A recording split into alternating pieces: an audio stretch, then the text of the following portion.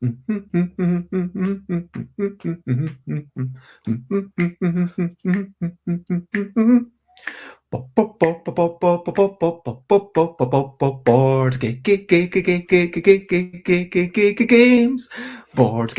board games is what we're talking about. Board games, but I'm not gonna shout. We are starting off this streaming with a little bit of dancing, and over to this side me, well, this is the excellent person known as Chris. Chris does podcasting and designing and developing, and we're going to be soon talking about all these things. Board games and all the things that Chris does, that's what we're talking about. And board games, we're not gonna shout. Hello, good morning, good afternoon, good whatever it is, wherever you are. Thank you so much for that delightful kind of choreography, Chris. And it is 10 a.m. UK time for Busy Beats and Board Game Bladder. Today we are meeting Chris Kingsnorth. Sorry, I keep saying your name wrongly. Don't worry, that is a very common thing. I get that all the time, so don't you worry. I'm happy to be called anything, within reason, of course. I mean, that's a critical thing. When people say, oh, I'm happy to be called anything. Well, I mean, I can imagine some very horrible things. Exactly. I mean, oh, that evil dictator. I mean, that wouldn't be a nice thing to be called. It's not an ideal intro to a stream, is it, to be called that? I mean, have you ever been called an evil dictator before? I haven't. This is my first time. What experience. What a rush. Okay. Hello, Timmy. And I am with Chris Kingsnorth, who is not an evil dictator. Not that I'm aware of. I mean, is there any similarities? I mean, I guess you are both human and you've both got all the trappings that entails, like mouth and eye, and like, you know, yeah. Depending on the dictator, you know, you might have a similar length of hair. I don't know, but I feel like we should try to get out of this rabbit hole. I do apologize. Let's segue briefly and quickly away. I mean, you know, let's agree that yeah. Recently, I've kind of got myself into this hole. But we've done some things recently that have been actually quite good fun. Let's talk about those recent highlights, living life and seeing the sights, recent highlights, playing games and other delights, recent highlights. So, what have been some of the things that you've been doing, highlights, achievements, just stuff, events? So, I suppose recent, it depends what your recent is. Obviously, UK Games Expo feels like it was ages ago now, but it wasn't that long ago. So I really enjoyed it. That was the first time going to UK Games Expo as a vendor, would you say? Yeah, vendor, I suppose, rather than an exhibitor. Yeah, exhibitor is the right word. Thank you, because I was struggling there. It wasn't in my brain. So yeah, that was a great experience. Lovely to be back. Great to see people having a great time. Lots of new people who clearly have joined the hobby in the last few years, which is great. So that was fantastic. I've been recently developing a game called Cosmoctopus. I have been running a Break My Game in Nottingham, so playtesting event with one of the other people from the Nottingham industry, which has been fantastic, great take up. And my brother got engaged. So I'd say, you know, all in all, it's been a good month or so for events and news. Wow, that sounds like a lot going on. And yeah, I guess your brother's engagement, the UK Games Expo was a while ago. Let's start from the most recent thing. Was this the most recent thing? How was the Break My Game playtesting event? Let's talk about that. Let's talk about that.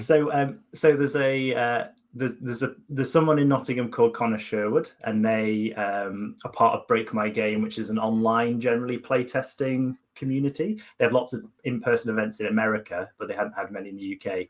And we're in Nottingham, where Games Workshop's based, and there was no regular playtesting. I did Protospiel a couple of years ago, but there was nothing on kind of a monthly basis. And we were like, this is daft. Let's do it. Let's bring the Break My Game kind of their rules and their kind of scheduling and things over to Nottingham, and we've now been running for 5 months, I think, and it's just great. It's really fun to meet up, as you well know, because I know you were at one of the a playtesting event recently, weren't you? Where it's similar kind of vibe, everyone comes, you play some games, you do those kind of things, right? Oh, if you mean the Croydon one, I didn't actually manage to get down there, sadly. Okay. But yeah, I'm like, playtesting is always fun. There's always a good energy. Yeah. And I do get to do it most Fridays, which is really nice.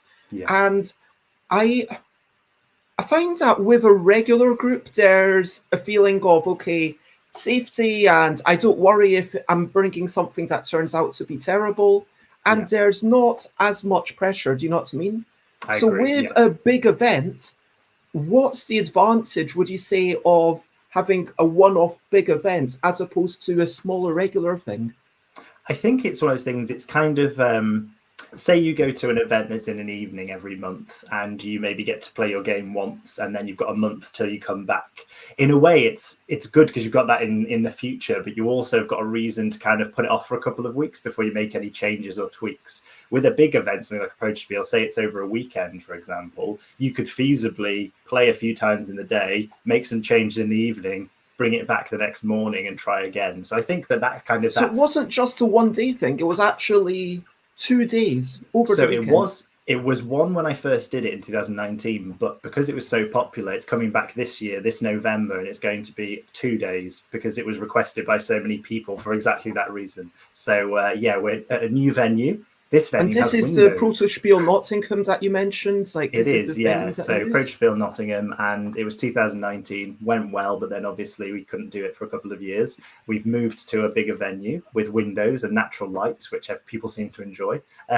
So that's going to be happening in November. More info about that soon. But yeah, it's kind of, I think, the difference with a Protospiel as well. It depends which play groups you kind of have. Often playtesting groups like Break My Game, you'll have sort of designers and then public people who play board games, but they're generally people who are, members of the public. With things like Protospiel, generally the majority of people there are designers. So what's nice is you get to play with other designers, and not only might they tell you what's wrong, but they might also be able to give suggestions of how to fix it, which is that extra step of kind of information you might not get from your general playtesting. I guess it really does depend all on what opportunities you tend to have as you go through the world. Because for sure, here in London, I'm very blessed because the population density is so massive, and we've curated this thing where every single week, Friday, there's some amazing designers. I mean, there's Ellie Dix, who makes these amazing family games. Fantastic. David Brain, who's done Key Market, and also some upcoming games that, I mean, the reason that David Brain doesn't get more games published is because, frankly, David Brain doesn't go and pitch them ever. David Brain has literally never pitched a game. So Key Markets was because Richard Breeze saw the game and was like, oh, that's very good. Like, that's basically how it came about. And then the next one, Simplicity, came about because it's a case of someone coming to our playtest and playing David's game and be like, oh, you know what? You make great games. Do you have any, like, is there anything that you would like to send to us, because we're a small publisher in Spain, and then now it's going to be an international thing, and it'll actually go through Gigamic, which is quite exciting. So we'll be kind of like siblings over there. And fantastic. But yeah, we've got so many people who've gone through that journey and have a bit of experience. Some people who I feel happy to be able to give a few tips to. And there is definitely a sense of, we are mainly designers. So the thing that we are lacking, frankly, is having more members of the public. So for us, like, I would love to have more members of the public. And when we get someone saying, hey, is it okay if I come and I don't bring a game? Or someone who says, oh, I came just because I've got a day off and I don't want to make it. We're like, yes, we love you. And please do come because the more people who play the things, the more times that our games get play tested. Because otherwise, if you've got 3 slots, it's kind of like, obviously you've got to give as good as you get. But then other people, if Paul Mansfield, who's a really nice developer and has done some of their own designs, but they're happy to just every place has their own system. Yeah, But I think guess, it's great. We should trade. We need to have a trade of, you know, that sort of level so everyone gets a bit of everything. I like if it when only we people had turn up. teleporters, right? Yeah, Then we could teleport some people from London to and then they could come back at the end of the evening and go home, so they wouldn't have to stay. It'd be cheap travel. You know, there would be the problem with the whole time travel thing, but we don't talk about that. We just, you know, it would be. Wait, so you're assuming there's teleportation leads to time traveling? Sorry, I meant teleportation, but time traveling might be useful because then they could go back to the start of the evening at the one in London, have more time, and technically we could play test for as long as possible while still doing it in like a 2-hour slot. But then presumably you can't ever meet yourself, right? I mean, that would be that would be problematic. We need to be careful because we don't want to bring people to a playtesting event and then cause a time paradox. What's it called? Because I mean, otherwise, could I just playtest with myself? Does time travel essentially allow me to clone myself to go back in time? There's only one way for us to find out, Bez. We're just going to have to do it and see what happens. Make a time travel machine. Yeah. Okay. Now, hands up. Honestly, my recent highlights, I didn't have a great mental health day yesterday. I'm just going to put that out there. Last time people saw me, I was full of energy. I was raring to go. And then it was like, yeah, sometimes it's so simple. You know that the right thing to do is get outside and have a quick walk and then get back and then do the drawing and that's it. But for whatever reason, you've got this mental barrier. And I did spend most of the day looking at this, which is AI-generated Magic the Gathering cards. Amazing. I don't know if you've seen this before. Well, I saw your tweet with the ones you had done. I think it was your tweet. And then my Facebook post. That was it. And then that made me think, I'm going to go and have a little look at that. And I found it quite amusing. So yeah, please tell everyone about it. Because it was so let's say I type in Chris Kingsnorth. So we make a card based on you. So sometimes it works. Sometimes it takes a little bit of time. Okay, so yep, it's a creature, a human shaman. That sounds good. So you're 1 and red for 1/1, which is a bit weak, but you can tap or untap target artifact, creature, or land. It's a perfect likeness. It feels like a little bit of a weak card, but it's not the worst. I'm going to save this one. I think if we put glasses on that, it'd be a perfect replica of me, actually. It's not far off. It's got it. And yeah, I've been saving these things to be named off. Can you see my folder directory right now? I can't, I don't think, no. Okay, cool. I'll save it as names after people. And so if we were to actually, the interesting things, let's say I was trying to make something fungus, like with spores, fungus spore salad. Let's say I really wanted to make something. It's all based on what it's been trained with. So the truth is that I looked into it. It's been trained mostly with blue cards, which is why the majority of the cards are blue, unfortunately.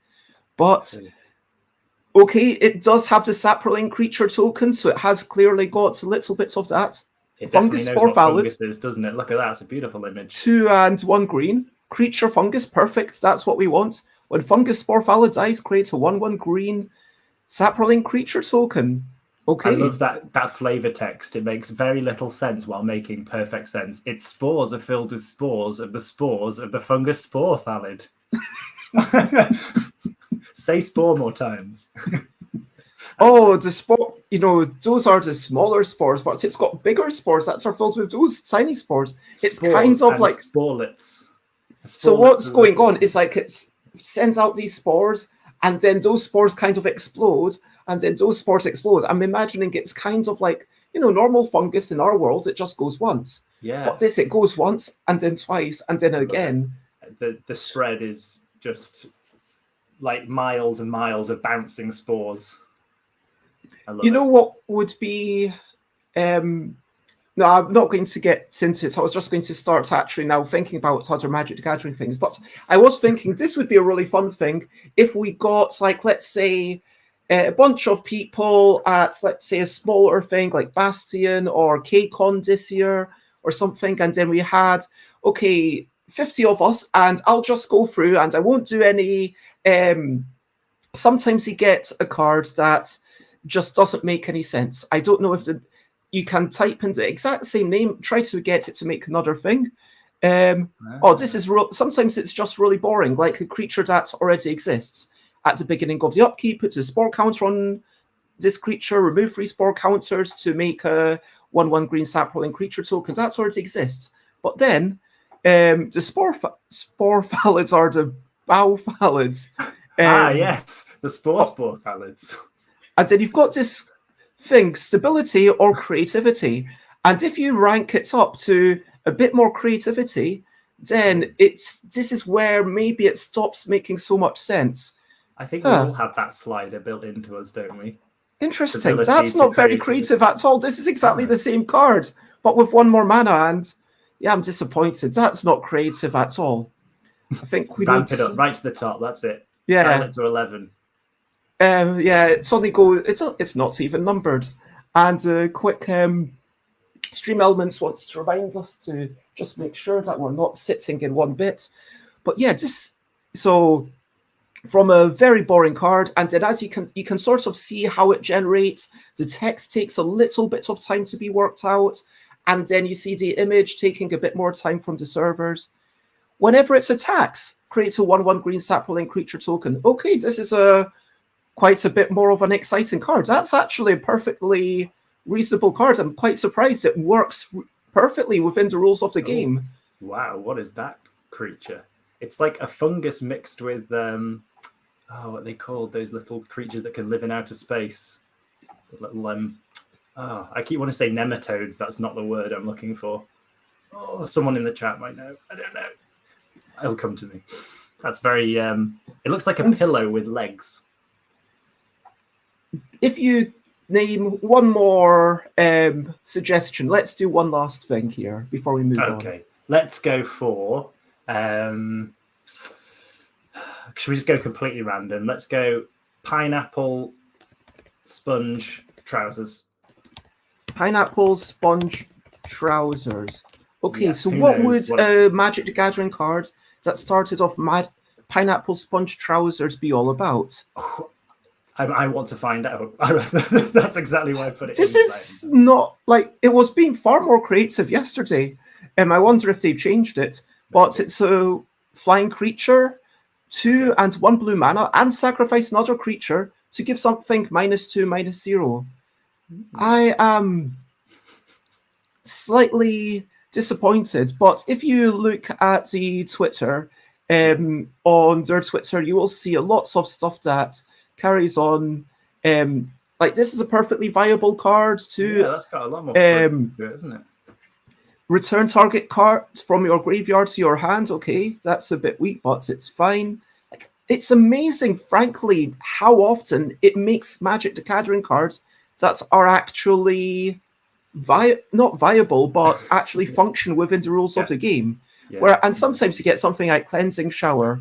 It deals 0 out of 0 to coupons. You may look at promo 3/3/1 free deal 1/1 right now. You may spend 1 white mana to see the remaining reductions, which is like, what is this? Is this even? But yeah, someone's been on a coupon website with that one, haven't they? They've definitely been farming coupon website vibes. Like, it's apparently all from Magic the Gathering cards, and it really depends. Like some of those early Magic the Gathering cards did have really weird text, and I don't know if they maybe used some of the uncards, like the unsanctioned, and some of those are pretty wacky. Yeah, so great. I think that's it. Whatever you train the AI with is going to make a massive difference here. Definitely. But yeah, like with all these things, it's incredible what they can do. I think it's you see more and more in game design groups, people saying, wow, look at what we can do for prototype art. This art is incredible. It's sometimes a bit uncanny, but most of the time is great for getting a vibe across, isn't it? Yeah, so like yesterday, I think it would have been a fine thing to spend a day doing if I had a free day. And I was like, you know what, I'm going to do this, and this is what I'm going to do, and I'm just going to have fun with it. Yeah. And I think it would be a fine thing to spend like a couple of days doing before a convention, and then say, hey, you know what, let's actually make a draft thing where we've got 300 unique cards just named after the people, and also everyone also throws in a couple more things, and then make these cards, but like I'm not even going to censor them.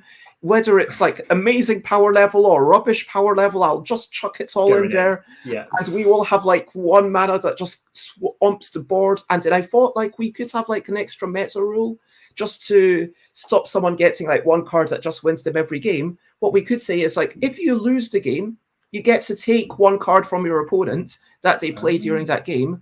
If you win the game, you get to take 2 cards from your opponent's sideboard. So like 2 of the cards that they weren't actually using, but you get to look through it and say, well, which one of these do I maybe want? I thought that would be quite a nice format potentially. Yeah, I think so. I think anyone would be up for that. It's kind of like, it's got that silliness and playfulness, but with the kind of Magic the Gathering familiarity for people who... As long as you know Magic the Gathering, obviously. Exactly. And yeah, I feel like we should get to our questionably quick questions, because questionably quick questions is the next section. It's not an interrogation. It's just a questionably quick question section.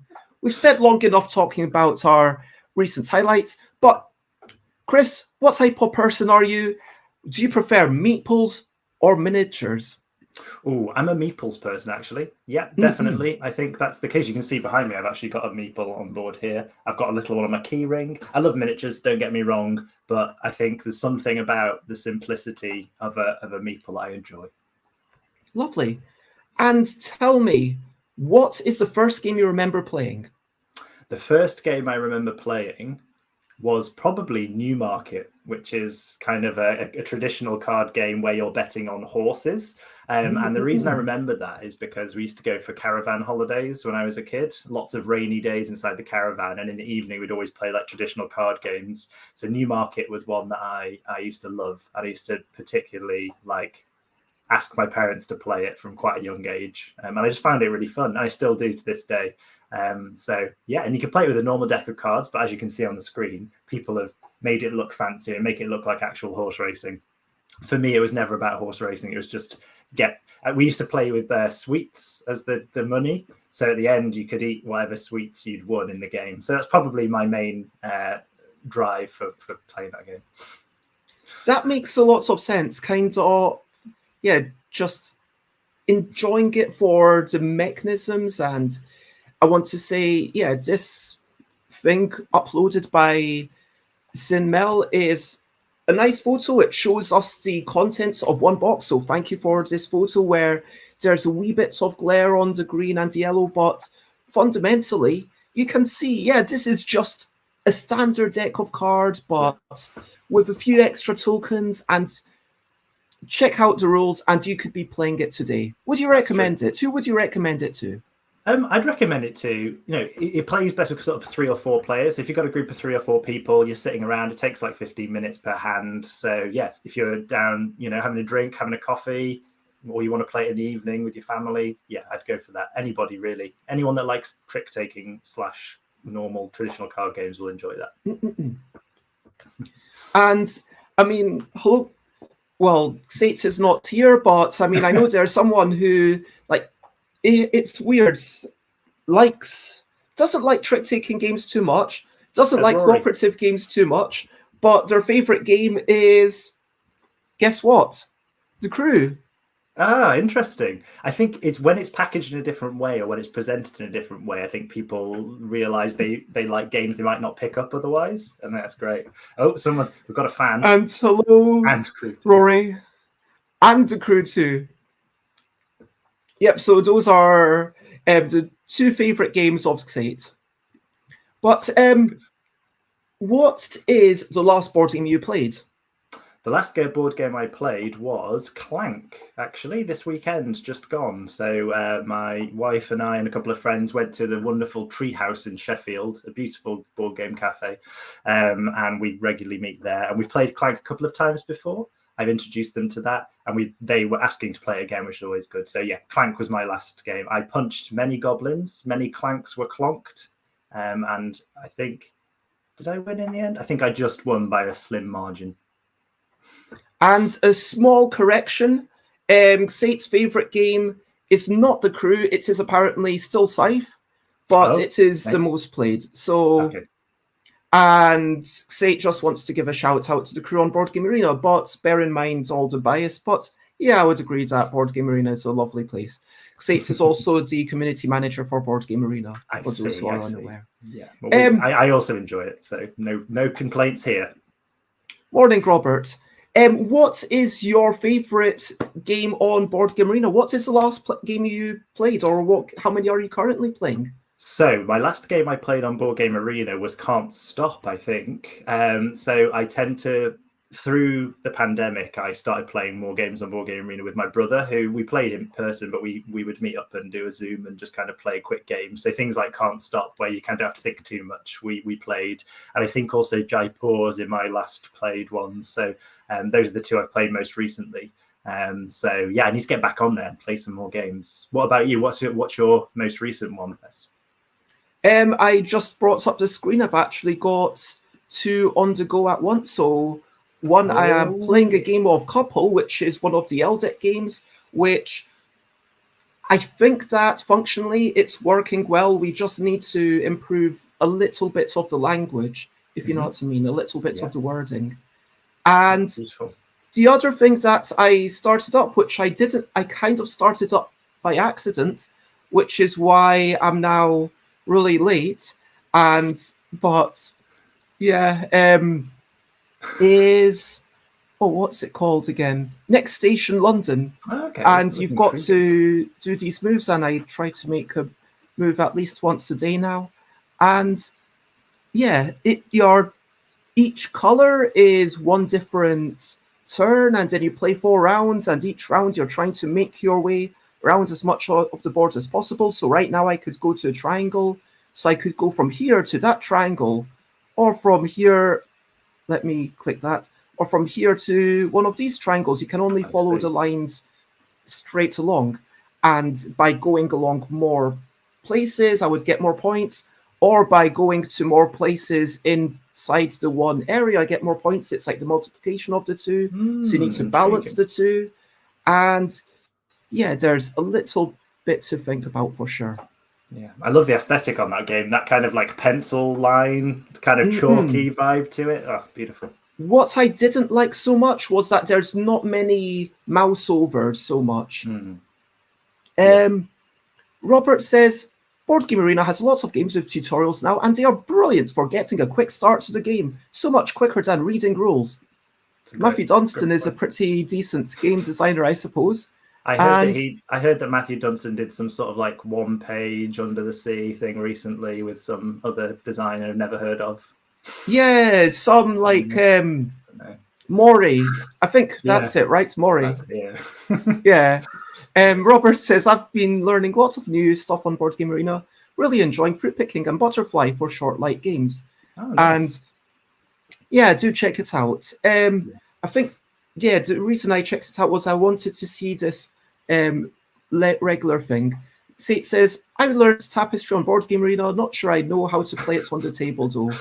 That's intriguing, isn't it? That's all. I always find it really interesting that if you learn something in a certain environment, transferring that learning over to a different environment can work really easily sometimes, but actually can have like a counter effect if the computer does a lot of the like stuff for you. It's almost like you've got to relearn the kind of logistics bits again to transfer it back into the real world with some games. I mean, honestly, the rules for this game as they're presented on the Board Game Arena page, it doesn't tell you everything. So I like correct that. So I was like, okay, I'll just click around, I'll see what happens, and I'm currently got the most points, so I guess everyone else is also a newbie, but like after the second or third move, oh, I'm actually playing this, okay, let me look up the rules, and it took me until I think like the second move I then actually read through the rules that were at the bottom of the page, and then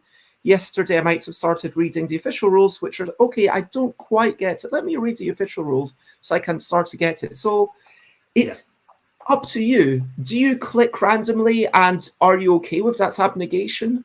Or do you feel like you need to know everything? Because I feel like I definitely know root better than lots of people who've only been playing it on the table. Because I've played it, I've had a computer remind me, no, you can't do this. At which point I'm like, why can't I do that? Let me read the paper rules, because it's all available on PDF. That's why. And then going to a board game cafe with someone else who brought their copy of Root, and they'd never played it.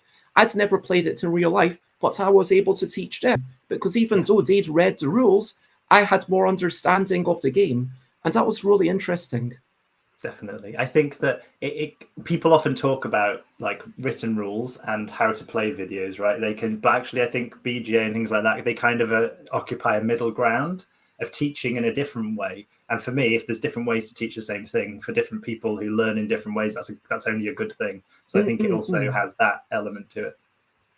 I mean, I would be really interested to reach out to more people to get more of the LDEC games, like especially once it comes back into stock, because it is one of my out of print things. Hello, Bones. Lovely to see you. Lots of folk over here play Oh Hell with their families. Now, we've these questionably quick questions. I think they've gone too long. We're not taking it. My one question is, yes, why do you not wear more red? Apparently, red is your favorite color, but I clearly wear more red than you.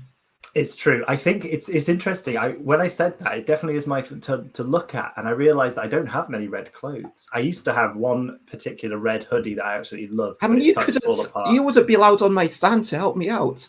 I know. I mean, you have to be at least reds, like from waist upwards. That's the rule. I'm sure I could make, I could make that happen. I today I'm not in any red, and I'm very sorry. I feel like I've let you down. I've let the team down. Do you have any red pants? I mean, if that's not too personal a question. No, that's fine. I don't think I do, to be honest. But I'm going to rectify this. My next trip to the shops is going to be all red now, basically. I do have red socks somewhere, so maybe. Okay. It's interesting because there's a difference between wanting to see the thing, because the truth is I don't see myself outside of when I'm streaming and then I see my shoulders of myself, or when I look down, there's some red. But when I'm walking around, I don't really see myself. It's like, do you actually necessarily want to present yourself with your favorite color? Because is it your favorite color to look at, or is it your favorite color to present yourself as? Precisely. I'm going to say that's why the reason is. Yeah. And how do you like to present yourself in terms of color? So you can say that I'm wearing it's a floral shirt. I like small floral shirts. I'm quite a fan of a shirt. I've got lots of those. So I like kind of, if I'm going to wear color, it's usually a mixture of color, and it's usually vaguely floral. Otherwise, these days I go pretty plain most of the time, which socks is where I'm at with the excitement. It's all excitement from the ankles down over here. Fair enough. And Robert says red is the best color. I have been mistaken as best stuff at cons at Aircon before, having to explain I'm not working for her, which I absolutely love. Like, it's got to that point where if someone's wearing a lot of red, it's like, are you with Bez? I love that. I love it. Brilliant. But red is not the only brilliant thing. You've got something else that you want to say to us. Brilliant thing. It's a little thing which is brilliant. Oh, now this is the thing you asked me. I'm like, what's brilliant? I'm really, you were telling me about things that other people had said, and I'm like, what is brilliant? What I'm going to talk about as being brilliant is the garden. I reckon that over the past couple of years, that's become my brilliant thing. We're all stuck inside, right? We're stuck inside. I already was kind of interested in doing it, and I've really got into it now. I'm watching Gardener's World on a Friday. Monty Don, he's my boy. And I have no idea I'm assuming it's a TV show of some sort about gardening and showing what's going on in their garden. Basically, it's lots of people. They're saying like, this is what to do this month and this week. So does the garden? I mean, everything kind of feeds back into game design, because look, if we're running and then we've got a healthy body, that improves our game design, right? Yeah. And definitely. If we are enjoying ourselves and in a happier state, that means that we might be more productive. And so for sure, there's going to be a secondary benefit. But do you ever get a direct inspiration, or do you find that this is conducive to thinking about ideas?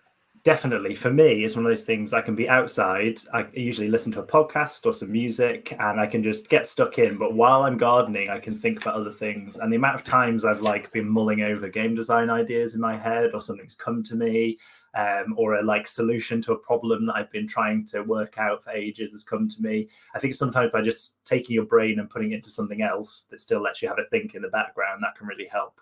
And I have actually in the pipeline got a little roll and write game about gardening, which is, you know, I've planted the seed of that game design. Yeah. So, you know, it's one of those things that, yeah, I think it's such a nice process, just gardening in general, that if we can get that feeling through a game, that's fun from my point of view. State would like to give a shout out to Epic Gardening on YouTube. I don't know if you know it. I feel like I've heard of that, but I might never have seen a video, but I'm now going to go and check that out. So thank you very much. And also started a balcony garden during the pandemic. Amazing. I think the things you can do with a small space, if you like just got a few little tips, is amazing. Like, we've not got a big garden, but like I love balcony gardens. I love they've got a really nice little like vibe to them. You can do a lot in a small space. And look, there's kind of something weird. I can't quite put my finger on it. I get it. Yeah, you enjoy nature. Sometimes you don't. But why aren't you just going into your garden? Why are you watching Gardener's World on the screen? So for me, it's about going from there's something really satisfying about putting your, you know, planting seeds, looking after it, like nurturing it for what can be months sometimes, to then get the benefit later on in the year. And for me, I've got a vegetable bed. I really enjoy growing vegetables. And this year we've had a really good year for harvesting vegetables. And there's something so satisfying about like actually knowing that you're the one that brought that like plant to fruition. And that's what I get out of it. So is it about learning? Is it basically that they give you tips? So it's not about the joy of watching them do it. It's about the learning so that you can then go and do it yourself. I think there's a bit of both. I think those things come hand in hand, because I enjoy watching them do it, but then learning tips and then being able to take that out into my own garden is a great way of doing it. I've just seen this comment about vertical zucchini growing, and I actually have done exactly the same thing with some cucumbers. Like, I was like, oh, everything has to go out in the ground. Well, no, it doesn't. You can just grow it up instead. Save some space. These kind of things. So again, I'm all there for that kind of tip. So yeah, learning things, trying things out.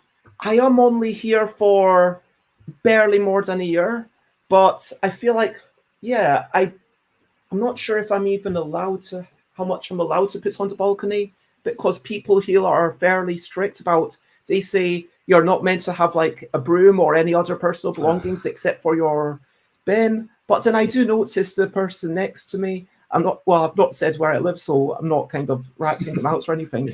But they sometimes recently in the heat have been hanging out their laundry there, which is okay, fair enough.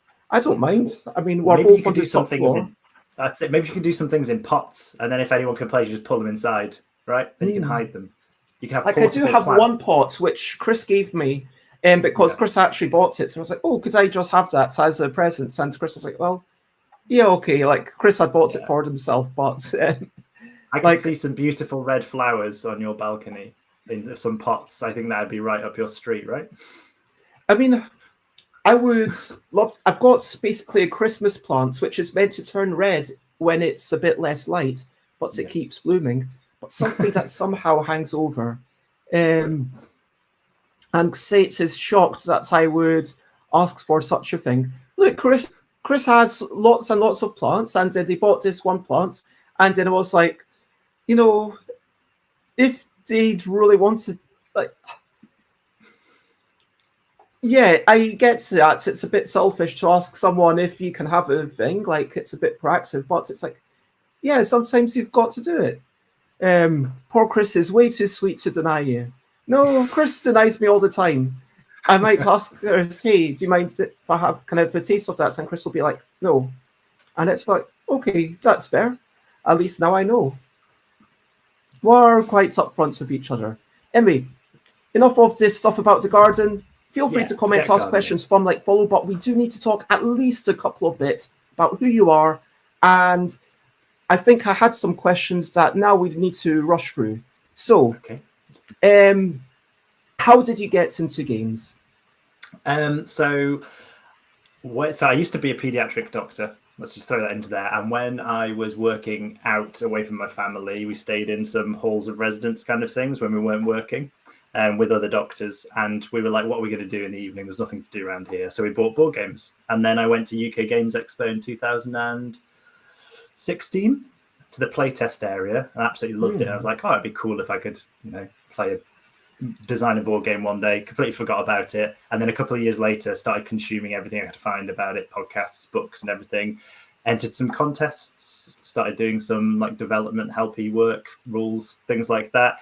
And then an opportunity came up in Nottingham to be a designer developer. So I kind of jumped at the chance and got on board.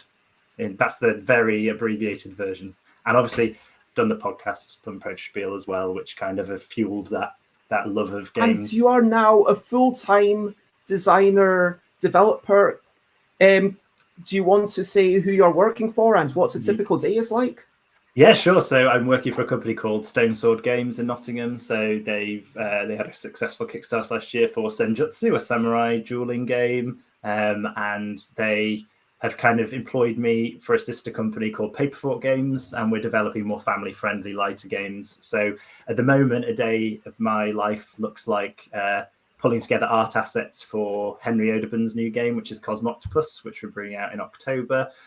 So yeah, it's busy at the moment. So I'll be doing rules editing, having meetings with the designers, usually doing some contract things, so working out art contracts and stuff like that, chatting to manufacturers, playtesting on Tabletop Simulator, what's needed to be done on the day, really. Jack of all trades comes to mind. So it's not just about the development, it's also about the production, management, and negotiation. And it sounds like you do a lot of that pre-production, production pipeline. Do you actually then get involved with the distribution and negotiation with shops, or is that something completely different?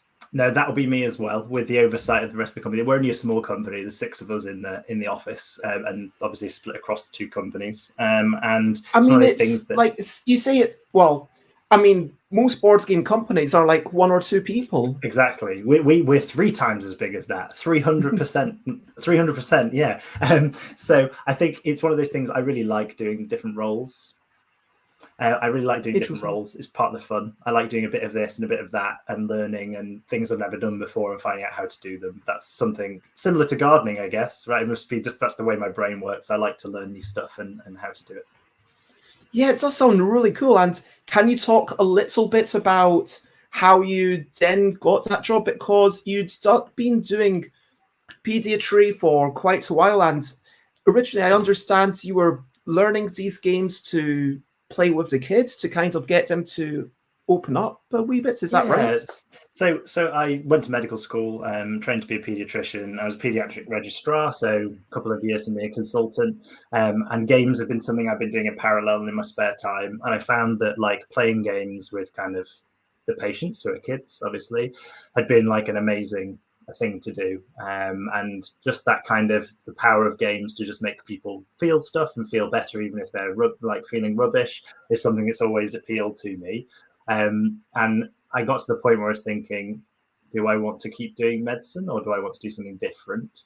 And that I had an opportunity to take a year out, and it came at the same time as this opportunity in Nottingham came up, which is a 40-minute walk from my house. And I feel like those things come up so rarely. If I didn't jump at it, I would regret it for the rest of my life.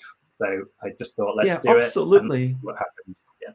And how did you hear about it? I assume it's through the pipeline or just through someone else. It's because it was Protospiel. So when I did the first Protospiel, James and Paul, who run the company, were just about to do a different Kickstarter, and they were looking for a way to advertise. And I said, oh, sure, if you pay me some money for the charity, we can put some leaflets in the packs that we give out to people for Protospiel.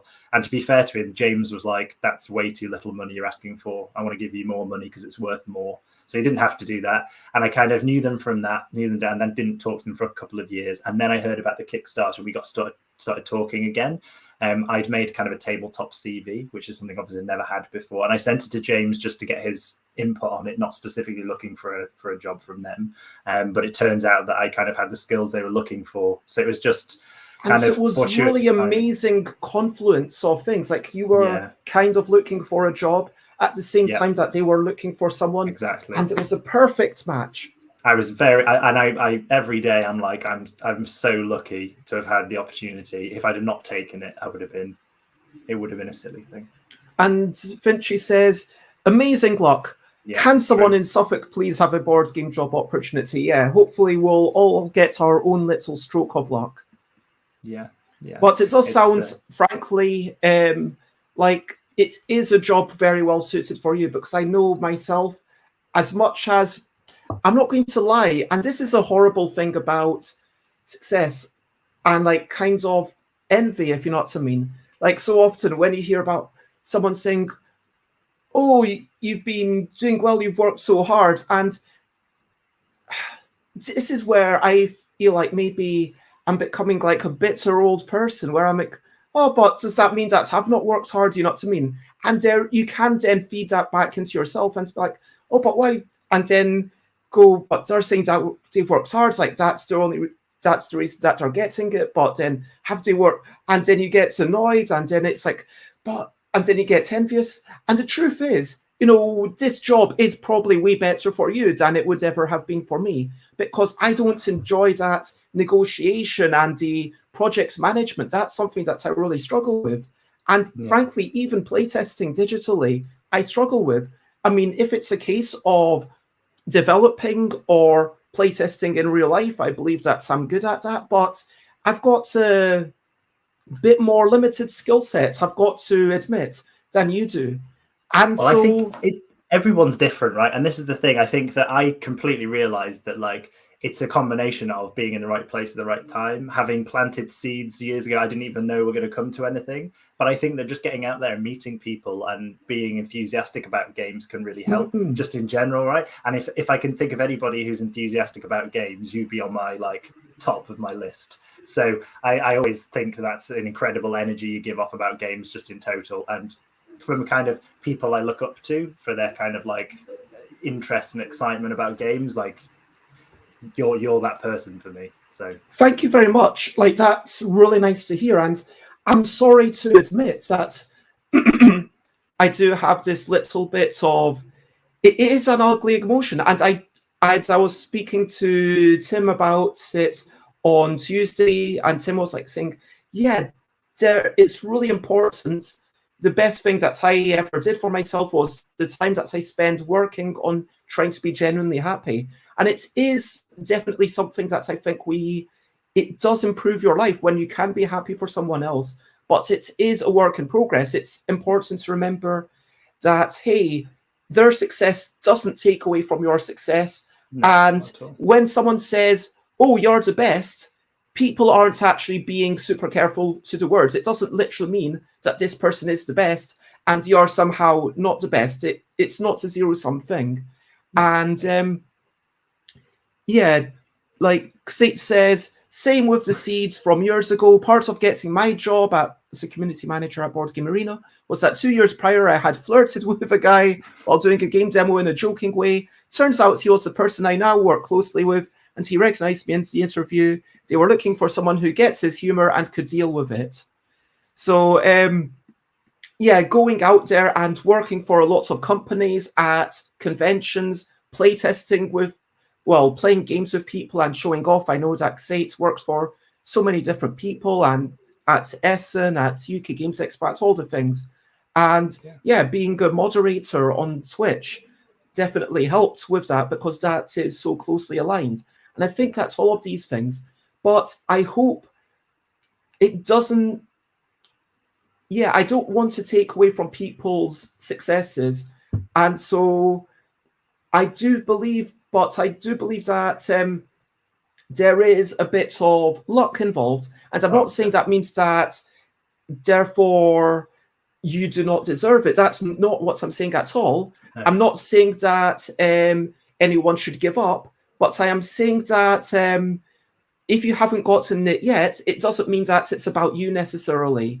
No, and if you have gotten it, just be extra grateful, because it means that, sure, part of it is being deserving. Part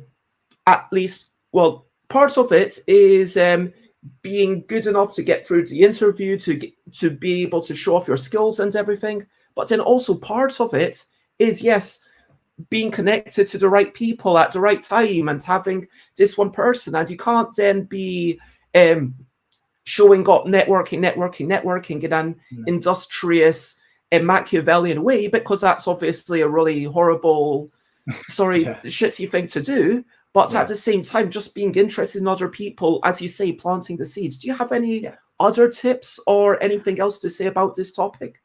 I'd say that probably it's one of those things that, like you say, you don't want to be like networking all the time. That gets a bit tiresome for everybody. But, you know, if you're interested in it, mentioning it to people in passing is not a bad thing to do. To just say, you know, I'm interested in looking for this kind of role. This is what I'm doing at the moment, because someone might remember it or someone might know somebody else. But honestly, my bottom line thing is just be, if it's something you're enthusiastic about it, just be enthusiastic as you are naturally, just go with that and just be kind to people. And honestly, those two things, they might not guarantee anything, but you'll have a good time on the way, hopefully.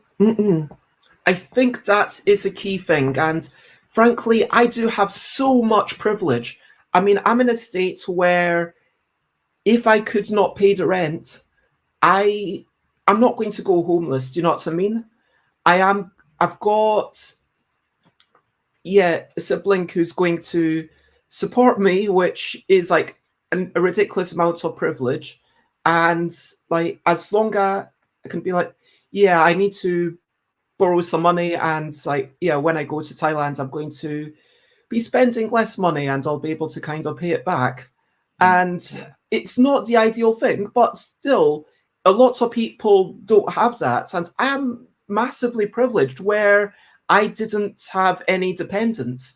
I can afford to basically, as long as I've got money to pay the rent, as long as I've got money to have the business expenses, I can eat really cheap food. I have gone for quite a while with basically peanuts and for as like 50%, if not more, of my stuff, food. And like, that's okay, because I am privileged that I can survive on that. Whereas someone who has, you know, someone that they're supporting or children doesn't have that opportunity. And that's definitely an important thing. Like, I don't have any children. I'm in a situation where decisions I make have less people they might impact. So the kind of things I can do are different to what other people can do. And that, again, is a massive thing. And I, you know, like I say, it's all these things come together, don't they, to make whether it's a good situation for people to go into a certain game or not. I know that Rory said something which I found really interesting. Good morning, Alex. And I would like to catch up with this because, firstly, Xate wants to just reaffirm that it was a joke, all the flirting. The girlfriend was at the table. I was demoing Fugitive from Flowers. He didn't like the cops chasing a bank robber theme. So I, as the cop said, maybe I'm just chasing you because you're handsome, not to arrest you. So what Robert says, a lot of this seems to be like a job interview. When I was pitching, it wasn't just, do they like my game, but also, am I someone that they want to work with? Absolutely. Rory says, in my experience, networking is best when you don't realize you're networking. Yes. Yeah. It's that's it, isn't it? It's like retrospective networking. The person, like just being, how can I connect with these people? And yeah, it's one of those things that, in like with what happened to me, I didn't know at the time I was doing something which would end up doing this, but looking back, that's how it feels. So Rory's completely right there. And yeah, I love the banter between Alex and Xate here. I mean, I like it. Thank you for all this thing. I'm not going to reply to all of it, but I just popped that up in case someone wants to freeze the video and look at those a bit more closely. But we don't have loads of time. How did you get into games? I guess we could have another hour thing. Why do a podcast? Was it just to connect with someone? Like, you've got talk about that for 2 minutes if you can. So the reason I started a podcast was I have a friend called Rob, Boardgame Bud. If anyone's played the game Tinder Blocks, that's his game that he designed that Ali Cat picked up. I knew him before he, hit the big time, and we were really we hit it off from Instagram at UK Games Expo a few years ago. He was like, does anyone want to meet up? We met up for coffee and we're just like fast friends since then. And we just said, look, why don't we just start talking about game design? We both love it. We talk about it anyway. Why don't we do a 10-minute format podcast so people can kind of get a chunk of podcast rather than like really long ones. And the reason we do it is because we love talking about games. Like we just talk about what we talk about anyway, but we just record it and we get guests on and we love like learning about people and their views on things. So yeah, the reason I do it is because it's fun. And you'll notice if anyone follows, our schedule is a little spotty at the moment, but that's because we do it because we like it. And actually it's one of those things that we're sort of, if we have a few weeks where we don't record, then we have a few weeks where we don't record. We don't want it to become kind of something we're worried about. But hopefully the ones we have recorded, people get something out of. And yeah, it's just fun. That's why we do it, basically. I think that's a really important reason to do things because, yeah, getting back to the thing of privilege, if you can be doing things in a way that it's actually enjoyable, then even if it doesn't end up where you ideally want, you can still say, well, I had some fun along the way. I got to try out a whole bunch of games, whatever. But it's Alex says, I really enjoyed the podcast. I'm super impressed with your roster of sponsors. You've got some sponsors recently. And, I can tell you about a couple of them if you like, Bez, just to let people know. So these the are upcoming sponsors. Yeah, these are totally real sponsors. Okay, so one of them is Dr. Phalange's Miracle Hand Sleeves. So the problem is when you get your Kickstarter games, right, you've got all these cards that you need to sleeve that are different sizes. What if I could take away that problem and actually you get a sleeve for each finger and you just sleeve your fingers instead, right? And then you never have to sleeve your cards again. That's Dr. Phalange's Miracle Hand Sleeves. Easy. An amazing idea. Yeah. And I hear that one of your upcoming a big thing from Kickstarter coming up is going to be the board game toupee, where, sometimes the board game is a little bit, lonely and you want to have, the board game be a bit more at the table, or you need an opponent. So what you do is you get your board game toupee and you put it on the box so that you can have a bit more companionship when you're playing your solo games, right? Of course, important for solo gamers. And the third one is the Kallax clamp. So, when you've got the games and you want to fit them into that square of your Kallax, but you can't quite do it, don't worry. We've got the Kallax clamp. You put your games in it, you just cramp it, and it'll squash them into exactly the right size to fit them in the Kallax cube. And then you just slide it in, no problem. It's a trash compactor for your games. In a more serious note, from those totally real sponsors, Rory wants to say, I went to a networking event when I was trying to get into video games. It was awful. I got a small amount of freelance work, but no meaningful relationships. I mean, at least you got that amount of work. That sounds like something positive. And frankly, I'm going to give a shout out to my own thing, BG DevCon, which it's not run since 2019 because pandemic. But I think we had 3, maybe 4 events where it was an annual thing. And then, the idea was, hey, let's get a bunch of people together. It's all about board game design, but no playtesting is allowed. And then Adam from Board Gaming in Wales spoke very highly of it, where the idea was just to get everyone doing talks.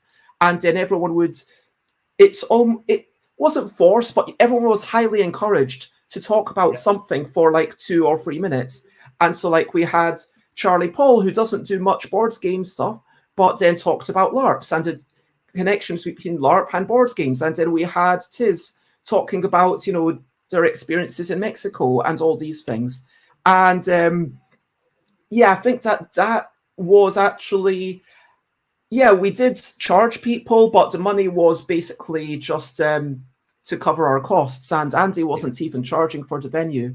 I'd love to do one again, but it's just the amount that would cost for the venue is frankly the biggest barrier. But it often is with these things, isn't it? Yeah, I think something like that's great. Like Rory said, a lot of these things can be because they're they can feel clinical. I think a lot of it is about the setting and just kind of what people are there for. And if people are there to just have a chat and meet people, actually, sometimes that can be the best form of networking, as you said before. And making an environment for that, which it sounds like that's what you're doing, is the key thing, really, isn't it? Yeah, for sure. Lots of love to Jose. I hope you have a wonderful time. It says, Thanks. hey, can I get one with a mullet? For the board games from the high shelves. And Definitely. Alex says, you have to pay for board games. None of them are free. And yes. yeah, the one that I'm sorry that we're going over.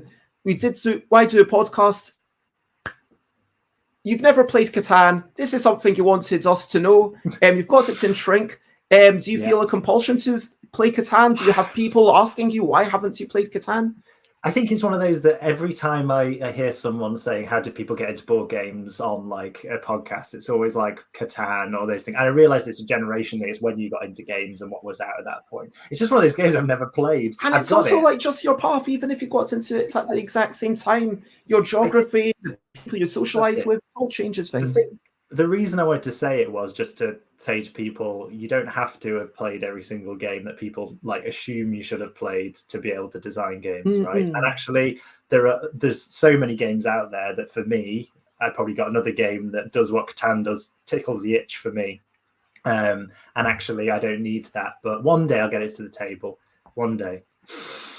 I mean, I think this is a really important thing. And then Rory says, I've never played Catan either. We should play it together, Chris. Yeah, Perfect. if you are... I've not played it for years and years and years. I sold my copy when I got... I gave away my copy about 10 years ago. And I've not... And then I said to the person, like, at some Tabletop Scotland event, hey, you know what? Give me a tenner for it and just keep it. And, like, I charged them, like, a tenner each for a whole bunch of the games. They're like, yeah, sure, if you're... That's like a very good price. And it was like, just, I hadn't had them for so long. I didn't really need them. And Catan is also on Board Game Arena now, says Xate. Not that I recommend Catan, though. I hate that game. Robert says, there are so many games that are so well known. I want to play them just to understand what it is. It's well worth playing Catan at least once, just to understand why it's so popular. Completely agree with this. And I'm not saying that like you shouldn't if you want to. I think it's kind of almost revision and research. So yeah, I think I am going to slightly disagree again, because even that feels like too much compulsion, because I feel like you can get the sense of what is this game like by, yes, reading through the rules, really taking a bit of time to absorb it, looking through critiques of it, listening to what other people think. Sure, if you play it once, then you get one experience, right?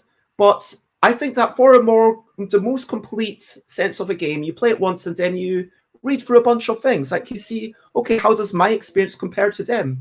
How is the way I approach games different to them? But like, you don't need to do this with everything. You don't need to do it with Catan. You don't need to do it with Can't Stop or Acquire, or like, all these things are fine to play. I would recommend them. But I think it gets down to the whole envy or thinking that you're not good enough or all that sort of stuff. There's nothing that you absolutely have to do. Ultimately, you can do things in your own way, and I hope it feels like it flow. Yeah, like you did your things in having someone pay for some sort of sponsorship by paying via charity, and then fostering that connection by saying, hey, do you mind having a look at my CV? And they're like, hey, actually, we're looking for someone with the skill sets, and that's why it's good. But like, it's wow, this sounds... I'm going to play with Rory now. He's committed now, so Rory and I are going to have to play Catan. No, I want to join in. Didn't you get that message? Didn't you hear that? I want to play Catan with you. It's okay. We can all do it, I'm sure. So we are playing Catan all together. Yeah, I hope so. If Rory's in. Xate, this is ridiculous. I'm sorry about your ex, Xate. I do agree, Bez says, Rory, but every time I've read a Knizia rulebook, I just don't understand how it could be funded. I play it, and more often than not, I suddenly realise why it's great. Yeah, I get that. Good point. Robert says, I'm going to disagree. Does reading rules give you an idea of what game really feels like? Yes, it does, for me at least. Same way does reading a book, plot synopsis of a book on Wikipedia tell me what that book feels like. Yeah, I get what you're saying. Like, I think that a synopsis doesn't have the actual wording. It doesn't have the phraseology. The rules give you, but I think this is a thing for another day. I just want it on record, as I personally feel with a certain level of complexity of game, yes, I feel like I am able to understand not only the rules of the game, but also the dynamics that it's going to engender and what my motivations would be within this game. And I understand, okay, given my motivations and the possible actions that I'm able to do, this is what I would be doing. And if I actually ponder that for a while, yes, I can understand what other people might be doing and what the game will feel like to play. I think that's a skill. Maybe it's taken me a lot of time to develop, but I believe I have that skill. I think that this might be an ideal debate topic for your next gathering of networking, Bez. Be quite an interesting topic to have discussed. Potentially, but we do need to wrap up. It has been a lovely chat, and here's where you turn it around and ask me question of the day, question of the day. Here's a little question before we go on our way. What question do you have for me and for our audience? So I have a question for you, Bez. What are you going to do this week that's purely for you that is going to make you feel good? Okay, and that's a good question for everyone. What are you doing that's just for you to make you feel good? I am going to walk over and listen to something. Maybe I'll listen to some music and I'll walk over to see the ducks. Fantastic. I'm not sure if they're all actually ducks. They're all waterfowl. And then I check them out. So I'm like, yeah. Great. And then I come back. Fantastic. That's perfect. What I'm going to do. And it's healthy. It's good for my body. It gets me outside. And sometimes it gets me out the house.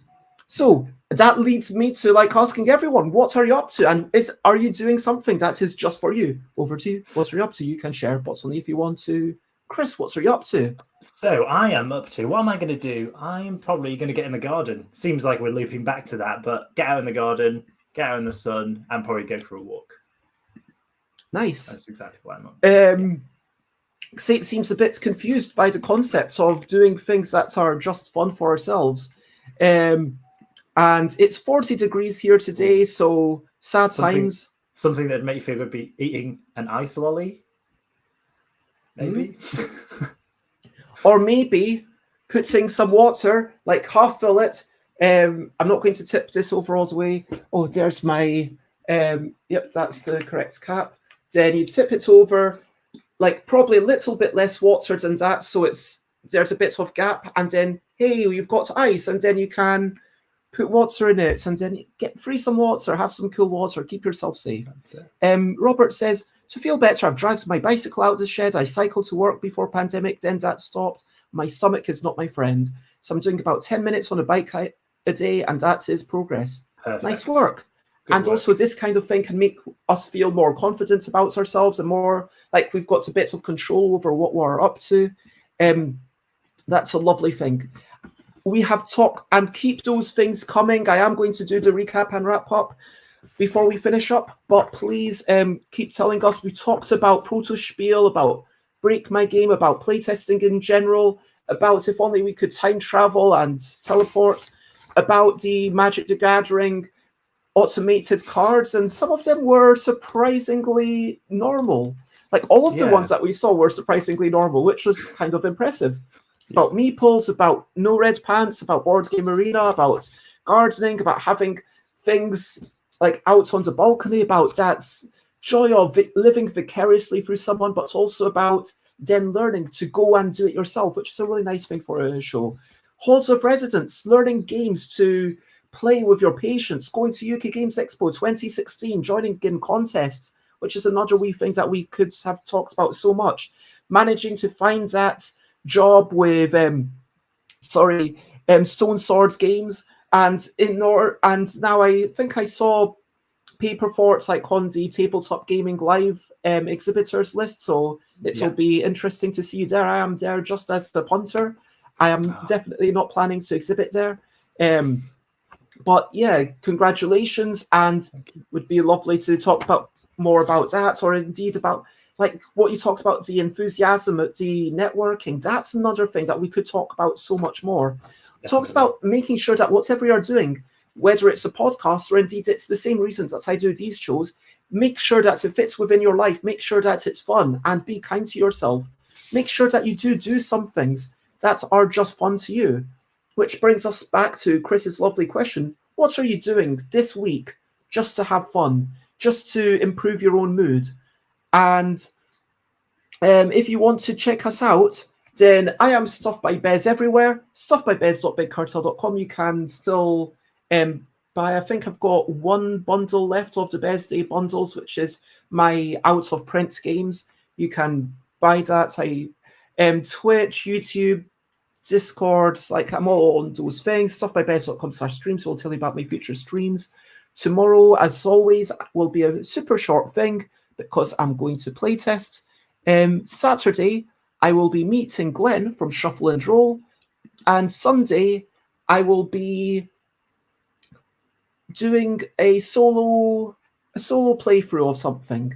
We will decide what I'm playing through closer to the time, because Saturday and Sunday is either a solo playthrough or a work thing, unless I have a guest. And please share, spread the word, and thank you very much to everyone. And most importantly, thank you very much to Chris. Chris, where do you like to be found?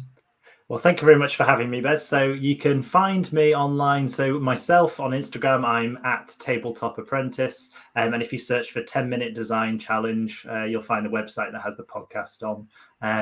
Find me there. And if you've got any questions, please feel free to reach out to me. And do you have anything left that you feel the need to say to everyone?